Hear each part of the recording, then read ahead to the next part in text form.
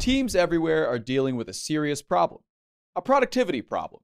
It's no secret, and it's nothing to be ashamed of.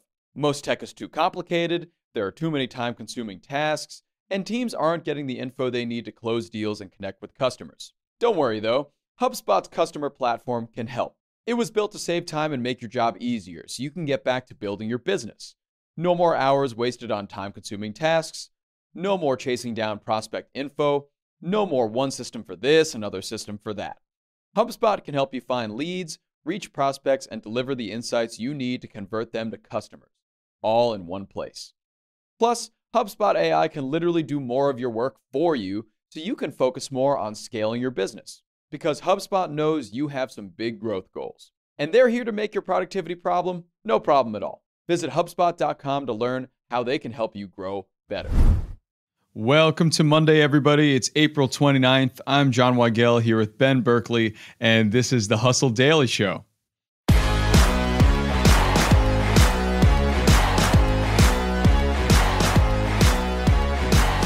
TikTok parent company ByteDance is in a rough spot in the US. They either have to sell TikTok or leave. But as decision day lies ahead in the US, the decision has already been made in many other countries to fully ban the app. So how have countries like India been impacted by kicking out TikTok, and does that have any implications for what might happen here in the United States? We'll get to that in a bit, but first let's run down the hits and headlines today in business and tech. Starting off, after the bad Tesla news last week, Elon Musk touched down in China over the weekend for a surprise visit. The Tesla CEO met with government leaders to discuss making full self-driving, or FSD, software available to Chinese drivers. Next, the FDA approved Pfizer's first gene therapy to treat hemophilia B, a genetic bleeding disorder. Becfez will start rolling out to patients with prescriptions for the whopping price of $3.5 million before insurance, so let's hope you got that insurance. Over to Google, Alphabet has flirted with a $2 trillion market cap before, but Friday was the first time the Google parent company closed in the double trillions. Its value trails only Nvidia, Apple, and Microsoft, which is the only current member of the $3 trillion club. Over to Europe, some Norwegian middle schools banned smartphones, and research shows that it was a great decision. Bullying decreased and girls' grades improved. So I don't know what that means for the US or the rest of the world, but I guess maybe we should take them away in schools. And finally, US airlines have mishandled over 2.8 million bags in 2023, with the worst offender being American Airlines, accounting for 28.5% of them. I just love dunking on American Airlines. Okay, so in today's big story, we're focusing on TikTok ban chatter. As the US is coming close to either banning the app fully or accepting it potentially under a new owner, we're going to examine some other countries that have already banned TikTok and the future of this whole thing. So, Ben, first off, where is TikTok already banned, notably? Well, it is banned in quite a few countries. Right off the top, we've got India, which is the biggest and the most pressing and most ultimately relatable to this situation. But then we also have Afghanistan, Nepal, Uzbekistan, Senegal, Somalia. It's quite the list. But, going back to India for a second, obviously that is one of the biggest markets that exists in this world. Definitely. And, it's not just TikTok, it's other ByteDance apps have been targeted there. This is kind of a similar lines around Chinese apps violate national security precautions, like all that kind of thing that we're seeing here. Really interesting to see what happened when it got banned. Right. So India ended up banning TikTok in June of 2020. So about 4 years ago, in the absolute beginning months of the pandemic.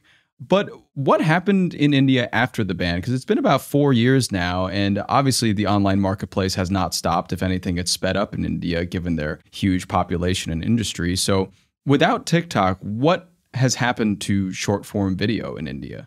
I mean, I think it kind of was a really interesting forerunner to this because you saw the moves from Meta. Instagram really tried to boost Reels there. I believe it launched Reels in India before the US as a result of this. And, you also saw YouTube bringing shorts to India. And so you're just seeing this wave of opportunity. You're also seeing so many smaller short video apps kind of trying to get into the game. There were maybe half dozen to a dozen prominent ones that launched and tried to capture that market. And so, you just saw this opportunist rush that you would expect if the same thing came to pass here. But overall, I think you could probably say that the winners are kind of who you'd expect to be the winners. It's just the biggest tech companies. Right. And Reels and Shorts, I'm not surprised that they got in very, very quickly after India banned TikTok to sop up that market. But what I find very interesting about this is that all of the supplementary platforms coming in, all these kind of new formed short form video platforms coming into India and being built maybe by locals or people nearby, that's fascinating because of what it would probably do to creators over there. Because if an app is very popular in India, and for example, Instagram is very popular globally and YouTube Shorts is very popular globally, these creators are probably spread pretty thin in terms of putting their content on every popular app that they can. Yeah, I think that's exactly it. And that's, I think, one of the scariest outcomes for the creator economy in the US is that the more that you're distributed across multiple platforms, that's a lot of work. And it's not only a lot of work, it's a lot of investment. Sure. And so I think what you saw there is also what you saw when, the perceived decline of X. You saw all of these other challengers entering the space, smaller challengers. As of now, I would say none of them have really caught on. And so you've just got all of these small pockets where creators are spread across all of them. And it's got to be hard for them out there in a situation like this. Definitely. And that's really complicated too when you think about what's happening in the US and a potential ban here. But it seems like there has been more news about ByteDance's stance on this. What exactly is going to happen from here? Because it seems like these two, the US government and ByteDance, are really butting heads on trying to get this figured out.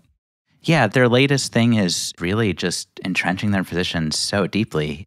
They're saying that they would prefer to shut down the app rather than sell it if all of their legal options are exhausted. And I think, to me, legal options exhausted is the story because, to me, I feel like this potential ban has been discussed for so long.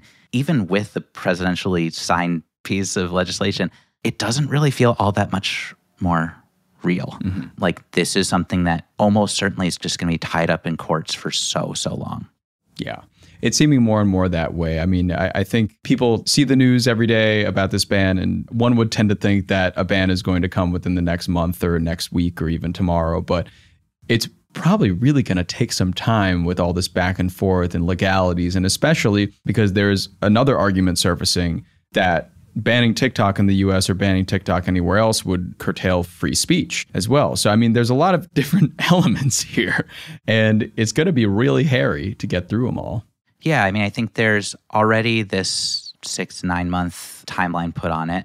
That seems like it would be almost certainly stretched by legal challenges. And, as we mentioned, ByteDance is ready to go all in on those. You have organizations like the ACLU that seem to be lining up behind them to back those efforts.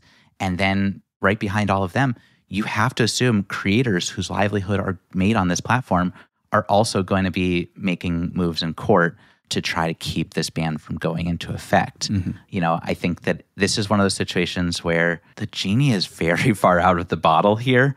And it's, over time gotten really hard to imagine it going back in, even as the pressure mounts to get it back in there. Yeah. I'm sure we're going to be covering this much more in the coming months, but I don't really see any end in sight. But until the next development, I guess that has to be it for now. Yeah, I mean, I think you're going to see so many different players just on the sidelines and all of this, just kind of watching and kind of not even expecting anything to happen, where you're going to have the lawmakers who put this ban in place. Call me skeptical. I think they're probably doing it for optics' sake at this point. They can say, I'm strong on China, I'm strong on keeping kids safe, whatever message suits their base. But again, they've got to know this is going to be tied up in the courts for a long time. You've got Instagram probably like salivating at the possibility of what happens. They're kind of that person who's in love with someone who just had a breakup, and they're doing that thing where they're like smiling, will be like, oh no, I'm so upset about this for you. I'm so sorry. It's the best guy friend. Yeah. Yeah. Exactly. With so many players involved, with so much money involved, and so many complex court cases to follow, if you're trying to figure this out, good luck. Because it's going to just be a really long, tedious mess to get to an actual ban or to not a ban or to a sale or to a shutdown, whatever it's going to be. We're going to be waiting a while. Yeah, strap in.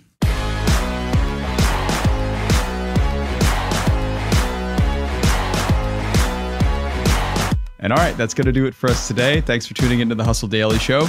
We're a proud part of the HubSpot Podcast Network. Our editor today is Robert Hartwig, and our executive producer is Darren Clark. We've got a ton more tech and business coverage in our newsletter. If you're not subscribed, go get yourself signed up at thehustle.co/email, and we'll see you tomorrow.